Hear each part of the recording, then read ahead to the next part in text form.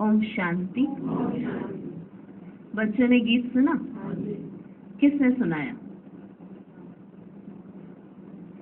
साजन ने। सब है सजनिया जिसको भक्तियां कहा जाता है। भगवान एक है जिसको भक्त याद करते, तो उसको कहा जाता है साजन। भक्त कहने से मेल अथवा फीमेल दोनों उसमें आ जाते हैं।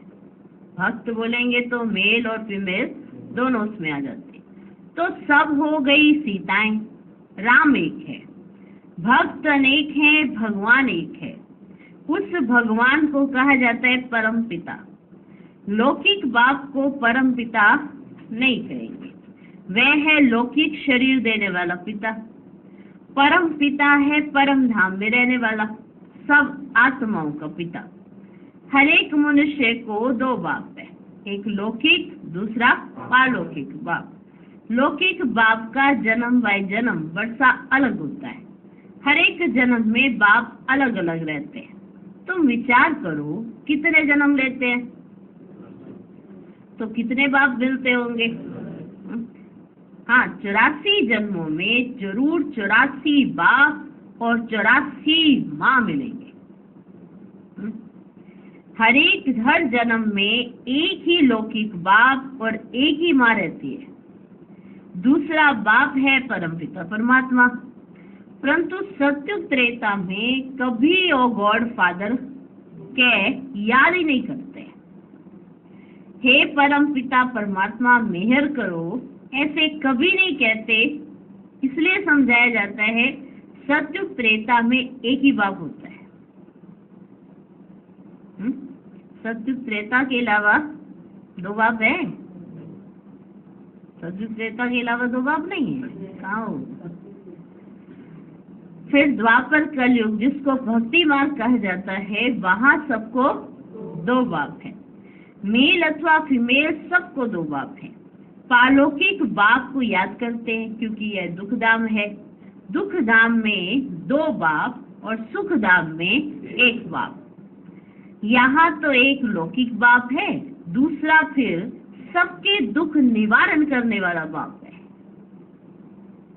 एक लौकिक बाप और दूसरा दुख को निवारण करने वाला बाप है, जिसको सब याद करते कि इस दुख से छुड़ाओ, रहम करो। आधा कल्प है दुखधाम और आधा कल्प है सुखधाम। सतयुग है नया युग और कलयुग है पुराना युग। बाप कहते हैं अब हम सतयुग नई दुनिया की स्थापना कर रहे हैं। कलयुग पुराने दुनिया का विनाश होना ही है। कलयुग के बाद फिर सतयुग आना ही है। कलयुग के अंत और सतयुग के आदि को कल्प का संगम कहा जाता है। यह है कल्याणकारी युग, क्योंकि पतित से पावन बनना होता है। कलयुग में है पतित मनुष्य और सतयुग में है पावन मनुष्य, नहीं कहेंगे उनको, पावन देवताएं। आप समझाते हैं कि ये आसुरी रावण संप्रदाय, हर एक के अंदर 5 विकारों की प्रविष्टता है। उसको कहेंगे Ravan omnipresent. God omnipresent नहीं है, रावण सर्वव्यापी है, भगवान सर्वव्यापी नहीं है। 5 विकार प्रवेश हैं, इसलिए इनको पतित दुनिया कहा जाता है। सतयुग त्रेता को पावन दुनिया शिवालय कहा जाता है और कलयुग है वैशाल्य। कलयुग क्या है? वैशाल्य। तो शिव परम पिता परमात्मा आकर नवयुग की स्थापना करते हैं। बाप समझाते हैं अब जागो, अब जागो। नवयुग अथवा सुखधाम का समय अब आ गया है। लक्ष्मी नारायण का राज्य आ रहा है। यह है ही राजयोग। ये कोई कॉमन सा संग नहीं है। एक होता है सत्संग और दूसरा होता है झूठ संग, माना कुसंग। एक है सत्संग और दूसरा है झूठ संग, माना कुसंग। सत का संग तारे और कुसंग गोरे। सत तो एक ही बाप है, उनको कहते हैं पतित पावन। आओ, वही आकर पावन बनाते। कितने समय के लिए? कितने समय के लिए? आधा कल्प के लिए पावन बनाते। फिर माया रावण आकर आधा कल्प पतित बनाती है। ऐसे नहीं बाप ही पतित बनाते हैं, ऐसा नहीं है। अब यही रावण राज्य, जब तक सत बाप ना आए तब तक सत्संग नहीं, तब तक सत्संग नहीं। सब है झूठ संग अथवा कुसंग। तुम हो सीताएं, तुम भक्ति करती हो, समझती हो भक्ति का फल भगवान आकर देंगे, तो जरूर जब भक्ति का समय समाप्त होना होगा तब तो आएंगे ना। आधा कल्प है ज्ञान की प्रारब्ध और आधा कल्प है भक्ति की प्रारब्ध। अभी तुम पुरुषार्थ कर रहे हो भगवान की श्रीमत पर, पुरुषार्थ कर रहे हो किस पे? भगवान की श्रीमत पर। भगवान एक होता है, वह है निराकार परमपिता परमात्मा, आत्माओं का बाप। वह आते ही है संगम पर। द्वापर कलयुग को भक्ति कांड कहा जाता है, सत्युग त्रेता को ज्ञान कांड कहा जाता है। ज्ञान है ही ज्ञान सागर परमपिता परमात्मा के पास। शास्त्रों का ज्ञान कोई ज्ञान नहीं है। अगर उनमें ज्ञान होता शास्त्रों में तो सदगति होती, शास्त्रों में ज्ञान होता तो सदगति होती। भारत जो हीरे जैसा था अब है ही नहीं, फिर बाप बनाते हैं। तुम अब हीरे जैसा बन रहे हो, तुम्हारा जीवन पलट रहा है, तुम्हारा जीवन पलट रहा है। पलट गया है? हाँ, पलट गया जीवन पक्का। आत्मा दैवी गुण धारण कर रही है। यूं तो मनुष्य बैरिस्टर, इंजीनियर, सर्जन आदि बनते हैं, बाकी मनुष्य को देवता बनाना ये परम पिता परमात्मा ज्ञान सागर का कर्तव्य है। उनको ही ट्रुथ कहा जाता है, वही सच बतलाते हैं, अर्थात सच खंड की स्थापना करते हैं। बाकी सब है झूठ बोलने वाले, झूठ खंड की स्थापना करते हैं, रावण की मत पर चलते हैं। आप किसकी मत पर चलते हो? हाँ, और बाकी सब है रावण की मत पर चलते हैं। तुम श्रीमत से श्रेष्ठ बनते हो। नए युग में नया भारत होता ना, भारत नया था, वर्ल्ड ऑलमाइटी अथॉरिटी कहा जाता था, लक्ष्मी नारायण का राज्य था। उनको किसने ये राज्य भाग्य दिया? जरूर जो स्वर्ग की स्थापना करने वाला होगा उसी ने दिया होगा ना। अभी वे वर्षा गवाया है 84 जन्म लेके, हाँ? अब फिर चक्र पूरा होता है, सबको वापिस जाना है। लिबरेटर एक ही बाप है, हाँ? वही लिबरेट कर सबको ले जाते हैं, इसलिए उनको कालों का काल भी कहा जाता है। बाप कहते हैं अब तुम्हारे 84 जन्म पूरे हो गए पूरे, अब वापिस चलना है। ये सृष्टि का चक्र कैसे फिरता है सो बाप बैठे समझाते हैं, अर्थात त्रिकालदर्शी तुमको भी बनाते हैं, हाँ? तीनों लोगों, तीनों कालों की नॉलेज तुमको देते हैं। वही पतित पावन ज्ञान सागर बीज रूप है, उनसे ही सचखंड का तुमको वर्षा मिलता है। यहाँ बचे तुम आए हो परम पिता परमात्मा से वर्षा लेने के लिए, जो स्वर्ग की स्थापना करने वाला है ना। तुम जानते हो हम ही फिर स्वर्ग के मालिक बनेंगे, है इतना निश्चय, हम ही फिर स्वर्ग के मालिक बनेंगे। हाँ? पढ़ेंगे नहीं तो बनेंगे कैसे?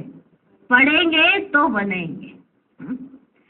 सत्यु के लक्ष्मी नारायण आदि को कहा जाता है डीटी रिलीजन, वह श्रेष्ठ धर्म। उन्हों का धर्म भी श्रेष्ठ है तो उनके कर्म भी श्रेष्ठ है। वहाँ भ्रष्टाचारी कोई नहीं रहते। द्वापर कलयुग में फिर एक भी श्रेष्ठाचारी नहीं रहते। वहाँ भ्रष्टाचारी कोई नहीं होते, यहाँ श्रेष्ठाचारी कोई नहीं है।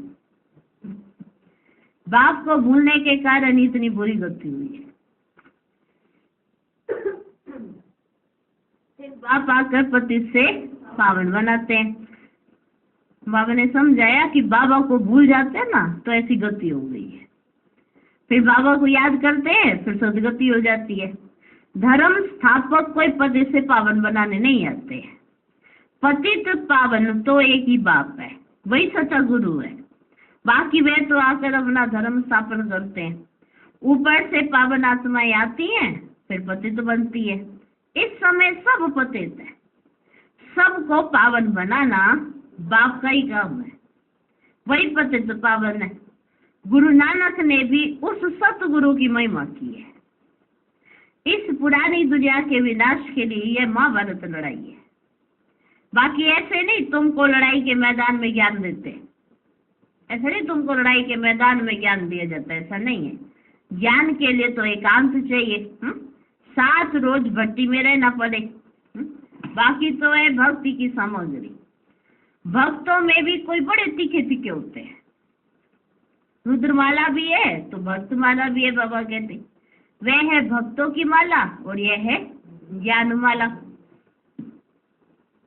ऊपर में शिव, फिर युगल दाना, फिर है उनकी वंशावली। जो माला मनुष्य से बढ़ते हैं ना, ऐसा ही बना हुआ है। ऊपर क्या है? शिव बाबा फूल, फिर है युगल दाना, और फिर है वंशावली जो मनुष्य माला से मरते। राम राम कहते रहते हैं क्योंकि दुखी है।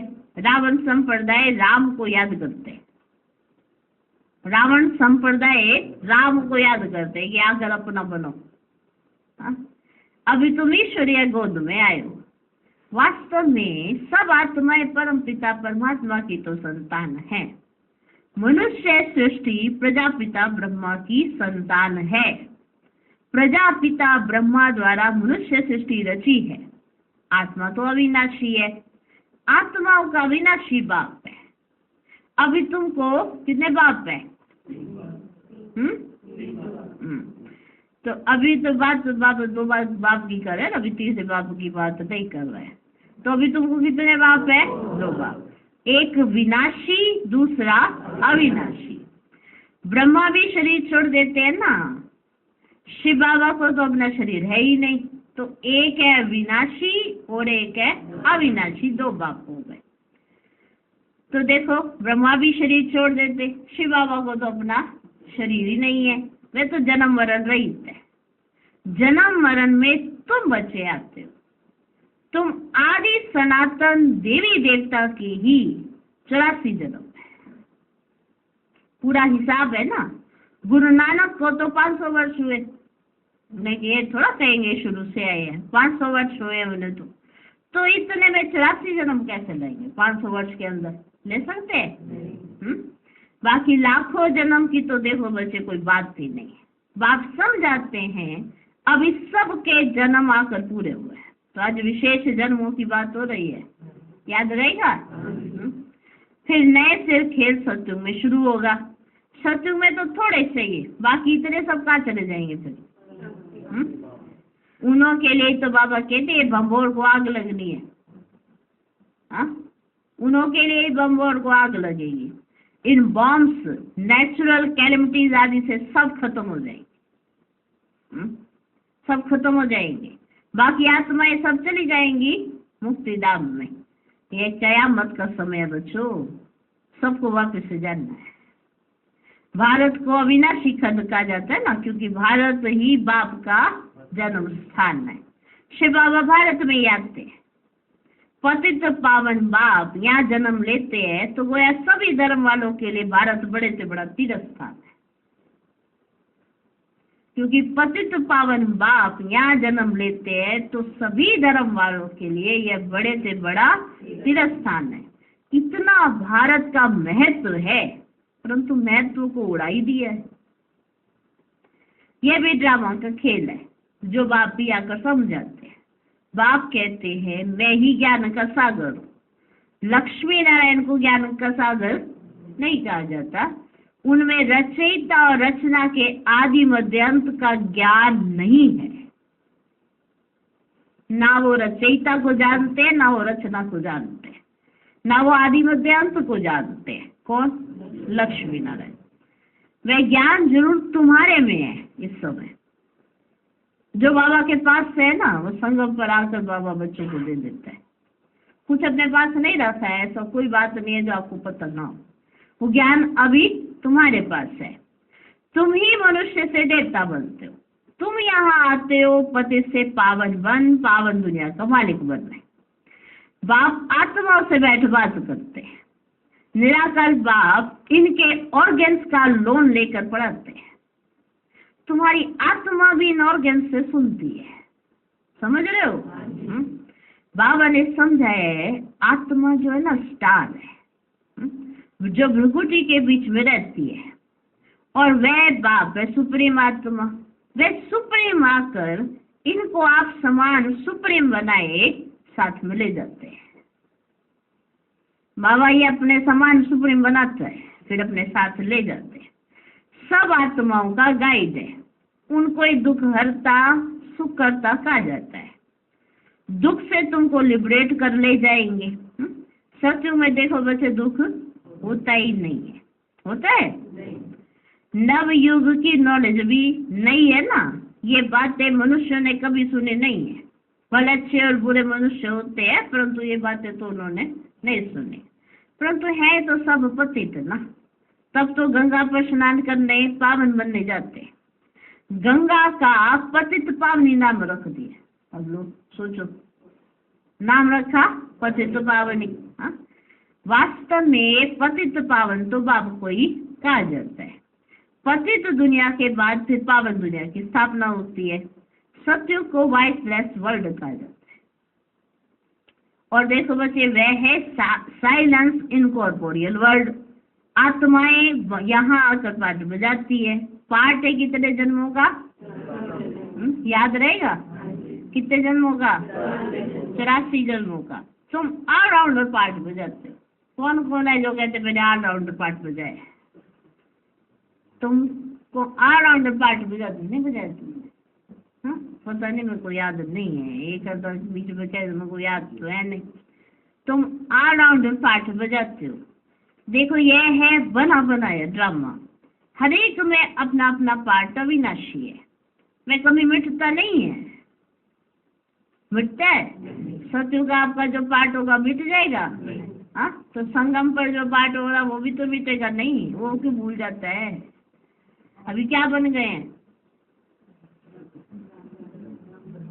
अभी क्या बन गए? हाँ, क्या बन गए? तो ब्राह्मण बने का पाठ बजा रहे हो या शूद्र बने का बजा रहे हो? जब देवता बनेंगे तो देवता का पाठ बजेगा। अभी क्या बन गए हो? क्या बन गए हो? तो ब्राह्मण बने का पाठ बजेगा। तो वह तो कभी मिटता नहीं है ना। तुम 84 जन्म भोगते रहेंगे। चक्र का आदि अंत नहीं है। ड्रामा कब शुरू हुआ यह प्रश्न नहीं उठता। ना आदि है ना अंत है। सत्युग आदि सत्य है भी सत्य, होशी भी सत्य। इस चक्र को समझने से ना तुम स्वर्ग के चक्रवर्ती महाराजा महारानी बनते हो। अगर ये चक्र अच्छे से समझ आ गया, जिसकी बुद्धि में उलझा रहता है वो चक्रवर्ती राजा रानी नहीं बने। आपको समझ आ गया? कितने महाराजा, इतने सारे महाराजा महारानी चक्रवर्ती बनेंगे? आज में तो दम है नहीं चक्रवर्ती महाराजा महारानी बनेंगे। अच्छा, उसको वर्ल्ड ऑलमाइटी अथॉरिटी राज्य कहा जाता है, जो वर्ल्ड ऑलमाइटी बाप से मिलता है। तुम बेहद के बाप से 21 पीढ़ी के लिए सदा सुख का वर्षा पाते हो। बाप को कहा जाता है हेवनली गॉड फादर, हेवन को बनाने वाला। हेवन का वर्षा देने वाला बाप कहते हैं मैं कल्प के संगम युग पर आकर स्वर्ग का वर्षा देता हूँ। सत्युग में नहीं देता हूँ तुमको वर्षा, यहाँ पे बैठ के तुमको देता हूँ। ये तुम्हारा, ये तुम्हारा, ये तुम्हारा, यहाँ पे बैठ के दिया जाएगा। बाप अभी तो तुम्हें जानते हैं ना, सत्युग में थोड़ा जानते हैं तुम्हें ना। तुम सत्युग में बाप को पहचानते हैं ना, बाप तुमको आगे मिलते भी नहीं है। तो कब मिलते हैं आकर? इसलिए वर्षा भी कब देते हैं? संगम पर। ये वर्षा लेकर अपना अपना टैची लेकर वहां चले जाओ। यहाँ पे सबकी टैचियाँ तैयार हो रही हैं। हाँ, सबकी अटैची तैयार हो रही है यहाँ। जितना जितना चाहिए उतना उतना, जितना जो पुरुषार्थ करे उतना बाबा उसको दे देगा। बाबा के पास बहुत है। अब पर पुरुषार्थ भी देखना पड़े ना। अब ये इतना पुरुषार्थ करे इसको इतना देंगे, जो जितना कम पुरुषार्थ करे उसको उतना देंगे, तो उस हिसाब से वो अपनी अपनी अटैची लेकर चला जाएगा सत्युग में। तो अब अपनी अटैची में देख लो कितना माल रखा है। स्वर्ग में जाना है ना। हाँ? तुम बेहद के बाप से 21 पीढ़ी के लिए सदा सुख का वर्षा पाते हो। बाप को कहा जाता है हेवनली गॉड फादर। हेवन का वर्षा देने वाला बाप कहते हैं, मैं कल्प के संगम युग पर आकर स्वर्ग का वर्षा देता हूँ। जो पुरुषार्थ करेंगे वे सूर्यवंशी राजाई में आएंगे। ये कोई कॉमन सत्संग नहीं है, यह है गॉडली यूनिवर्सिटी। भगवान उवाच है ना, भूलना नहीं चाहिए ये बात कि भगवान पढ़ा रहे हैं, साधारण नहीं समझो उसको। भगवान पढ़ाकर मनुष्य को देवता बनाते हैं। ऐसा कोई सत्संग नहीं होगा जिसमें कहें कि हम मनुष्य से देवता बनाएंगे। अभी तुम बच्चे नई दुनिया में देवी देवता पद पाने के लिए पुरुषार्थ कर रहे हो। समझाना चाहिए दो बाप होते हैं, एक बेहद का बाप, एक हद का बाप। हम बेहद के बाप से वर्षा ले रहे हैं, तुमको भी राय देते हैं वर्षा लो। श्रेष्ठ ते श्रेष्ठ परम पिता परमात्मा की मत पर चलने से तुम स्वर्ग का मालिक बनेंगे। सच्चा है ही एक बाप, सच्चा है ही एक बाप। वह आकर पढ़ाते हैं। इनके ऑर्गन्स द्वारा कहते हैं, ब्रह्मा तन से ब्रह्मा मुख वंशावलियों को वर्षा देता हूँ। ब्रह्मा द्वारा तुमको दादे का वर्षा मिलता है। दादे के वर्षे पर सभी आत्माओं का हक है। लौकिक संबंध में तो सिर्फ मेल को वर्षा देते हैं ना। तुम तो आत्माएं हो, तुम सब ब्रदर्स ठहरे। ऐसा नहीं जो फीमेल है वो ब्रदर्स नहीं है, मेल फीमेल सब ब्रदर्स ठहरे, क्योंकि तुम आत्मा हो। सबको शिव बाबा से वर्षा मिलता है, तुमको दादे से वर्षा मिल रहा है। बाप कहते हैं हम तुमको मंदिर लायक बनाते हैं। किसके लायक? मनुष्य में देखो क्रोध कितना है, एक दो का विनाश कर देते हैं। यह है वैशाल्य। शिवालय था तो फिर अब फिर होना है ना, तो अब चलना है कि नहीं चलना? चलना है ना शिवालय में। अब फिर बनने वाला है। परम पिता परमात्मा शिव आकर शिवालय बनाते हैं। वैशाल्य से लिबरेट कर फिर गाइड बन सबको वापस शिवालय में ले जाते हैं। अभी अपने पुराने शरीरों से मुक्त हो, मेरे साथ चलेंगे। अच्छा, मीठे मीठे सीखी लदे बच्चों प्रति माता पिता बाप दादा का याद प्यार और गुड मॉर्निंग। रूहानी बाप की रूहानी बच्चों को नमस्ते। हम रूहानी बच्चों की भी रूहानी बाप दादा को नमस्ते नमस्ते नमस्ते। Good morning good morning good morning.